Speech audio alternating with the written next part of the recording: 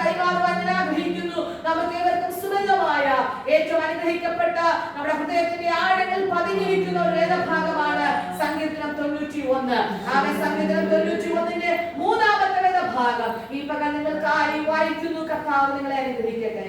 അവൻ നിന്റെ വേട്ടക്കാരന്റെ കയ്യിൽ നിന്നും നാശകരമായ മഹാമാരിയിൽ നിന്നും വിടുവിക്കും. ഹല്ലേലൂയ.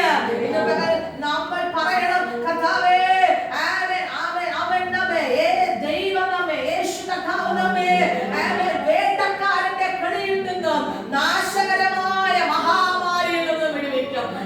ഏതൊക്കെ പ്രതികൂലങ്ങൾ നമ്മുടെ ജീവിതത്തിൽ വരാമായിരുന്നാലും അതിൽ നിന്നെല്ലാം നമ്മെ വിടുവിക്കുന്ന, നമ്മെ താങ്ങുന്ന, നമ്മെ വഴി നടത്തുന്ന ആ നല്ല കർത്താവ് നമ്മോട് കൂടെയുണ്ട്. അത് പലപ്പോഴും നമ്മുടെ ജീവിതത്തിനകത്ത് വീഴ്ചകളേറെ വരാം. ജീവിതത്തിനകത്ത് ശാരീരികമായ രോഗങ്ങൾ വരാം, പ്രശ്നങ്ങൾ വരാം, സാമ്പത്തിക ഞെരുക്കങ്ങൾ വരാം, മാനസികമായി ഞങ്ങൾ ഭാരപ്പെട്ടെന്നിരിക്കാം. എന്നാൽ നമ്മുടെ കർത്താവിന്റെ സാന്നിധ്യം കൂടെയുണ്ടോ? ആ ദൈവ സാന്നിധ്യത്തെ നമ്മെ ഉറപ്പിക്കുന്ന, നമ്മെ വിടുവിക്കുന്ന നല്ല കർത്താവ് നമ്മോട് കൂടെയുണ്ട്.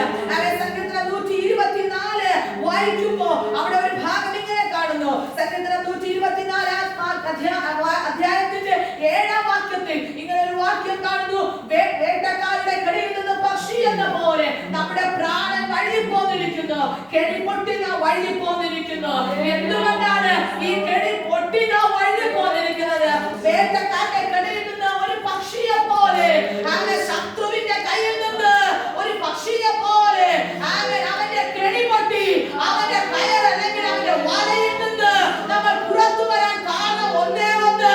വചനം ഇങ്ങനെ പറയുന്നു, നമ്മുടെ സഹായം ആകാശത്തെയും ഭൂമിയെയും ഉണ്ടാക്കിയ യഹോവയുടെ നാമത്തിലിരിക്കുകയാണ്.